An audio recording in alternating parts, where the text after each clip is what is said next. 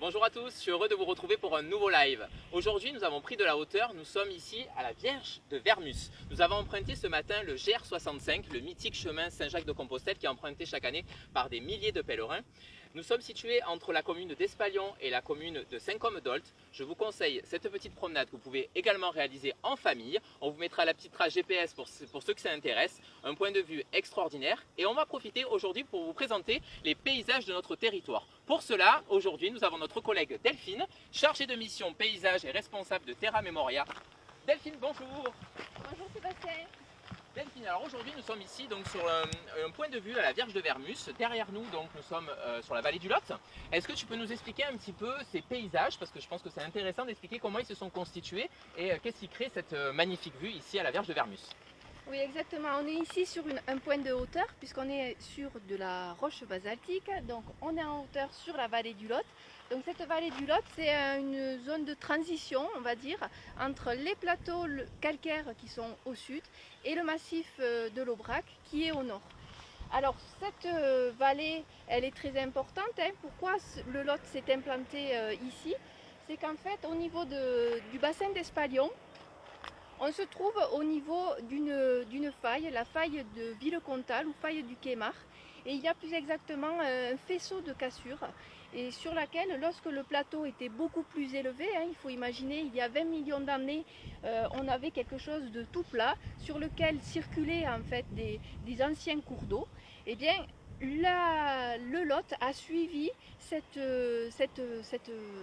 faiblesse en fait que constitue la faille et s'est encaissé et a divagué pour former en fait Donc si on comprend bien Delphine, donc il y a des millions d'années, ici on était on va dire presque sur un plateau, ces paysages n'existaient pas et avec au fur et à mesure des années, donc le Lot a creusé et a créé cet espace et ce point de vue qu'on voit derrière nous.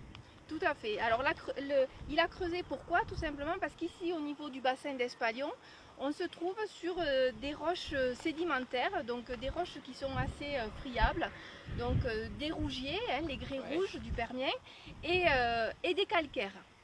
Et des calcaires d'ailleurs que l'on peut apercevoir juste en face, toute la partie que l'on a en face de nous avec le village de Flaujac et au-dessus tout ce plaquage calcaire là constitue voilà, une particularité ici de cette vallée, puisqu'on a des cosses qui sont plutôt derrière nous au niveau du versant sud. Donc c'est intéressant ici au niveau de ces plaquages calcaires, puisqu'en effet on voit encore d'anciennes terrasses de vignes qui s'étaient implantées là, puisqu'on est ici positionné sur le versant sud, donc des versants assez chauds sur lesquels pouvait être cultivée la vigne. Alors j'imagine bien Delphine qu'avec les années effectivement donc ce territoire s'est construit et j'imagine que ça a amené bien sûr les hommes à s'installer par rapport à l'eau, par rapport à la culture, une terre qui est fertile certainement j'imagine. Alors oui, tout à fait. Juste derrière nous, au niveau d'Espalion, on voit derrière nous la plaine, une plaine fertile en fait, où on voit des cultures de maïs, il y a du maraîchage, etc. Et c'est ce qui a permis d'ailleurs l'implantation d'Espalion à proximité du Lot. Le Lot qui est lui-même structurant, puisque c'est lui qui a permis cette plaine alluviale, mais qui permet aussi d'être l'axe juste à côté. Il y a l'axe de circulation et l'implantation des deux bourgs d'Espalion, qui sont des bourgs qui sont de part et d'autre du Lot, et Saint-Côme qui est juste à l'arrière également. D'accord, Espalion quand même qui reste une ville forte du Nord-Aveyron à l'époque au niveau du commerce, au niveau des transitions, qui était une ville de passage, c'est ça Delphine? Oui, alors c'était une ville commerciale, un bourg commercial, et l'avantage c'est que justement il y avait une complémentarité de territoire et de terroir, oui. Puisque ici dans la vallée est plutôt, on l'a dit, chaude, donc ça permettait des cultures de vignes, mais aussi de fruitiers, oui. Et donc des échanges commerciaux pouvaient se faire avec le Nord-Aveyron, avec vraiment l'Aubrac qui était plus froid. Il y avait vraiment de véritables échanges et de complémentarité de terroir. D'ailleurs, la transhumance, il y a d'anciennes voies, d'anciennes drailles, d'anciennes voies qui permettaient aux troupeaux qui venaient, par exemple même du Cos, du Causse qui est plus au sud, pour aller jusque sur l'Aubrac, justement par rapport à cette complémentarité de territoire et de paysage. D'accord. Après, on comprend aussi, donc tu nous expliquais tout à l'heure, Delphine, donc des différentes roches, en fonction d'où on se situe sur ce territoire. On le retrouve dans notre patrimoine, j'imagine, parce que les hommes qui ont construit les différentes églises qu'on peut retrouver sur Espalion. Alors, je ne sais pas si vous la verrez à la vidéo, mais d'ici, vous aurez un point de vue magnifique sur Espalion, où on aperçoit l'église de Saint-Jean-Baptiste. Elle a une couleur au rouge, je suppose que ça vient voilà, de ces différentes pierres qui sont utilisées. Alors oui, on voit l'église Saint-Jean-Baptiste, on voit la chapelle de Perse, et cette roche rouge, c'est en effet du grès rouge, ce que l'on appelle localement du rougier, puisqu'en effet, en fait, toute cette partie, la rive gauche du Lot ici, c'est du grès rouge, du rougier, donc on utilisait localement la roche.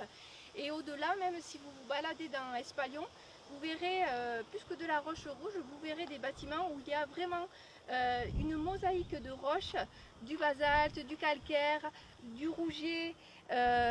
Tout ça en fait montre bien que ici on est dans un bassin où il y a tous les types de roches côte à côte et que l'on retrouve dans le patrimoine bâti. Dans le patrimoine bâti. Donc vous voyez un territoire qui est très riche. Vous pouvez retrouver bien sûr toutes ces informations sur nos paysages dans le MAC Découverte que vous pouvez retrouver sur notre site internet et les télécharger dès maintenant, www.terredaveyron.fr. Delphine, d'autres petites précisions peut-être pour continuer à tous nos abonnés qui nous suivent. Je continue à vous remercier, continuez à partager notre page Facebook, terredaveyron.tourisme, partagez à vos amis, on continuera à vous donner nos petits secrets. D'autres précisions sur ces paysages pour donner encore envie de venir nous rendre visite? Alors, la diversité des paysages, ça c'est quand même quelque chose qui est extraordinaire sur nos paysages. On peut vraiment aller beaucoup plus loin avec des points de détail. Là, on a donné juste un petit aperçu, mais vraiment chaque site est unique, j'allais dire, et chaque site a une histoire. Dans la grande histoire à la fois géologique mais aussi historique. Et oui, donc les terres d'Aveyron, vous comprenez bien, un territoire riche avec des paysages variés. Venez nous rendre visite. Si vous voulez être encore plus séduit, je vous le rappelle, continuez à aller nous voir sur notre site internet www.terredaveyron.fr, sur nos réseaux sociaux. On compte sur vous. Delphine, merci pour toutes ces explications, toutes ces précisions. Et on espère qu'on aura du monde qui viendra nous voir cet été. Delphine sera disponible si vous avez des questions. Merci pour cette journée. Sébastien. À très bientôt pour un nouveau live. Au revoir. Au revoir.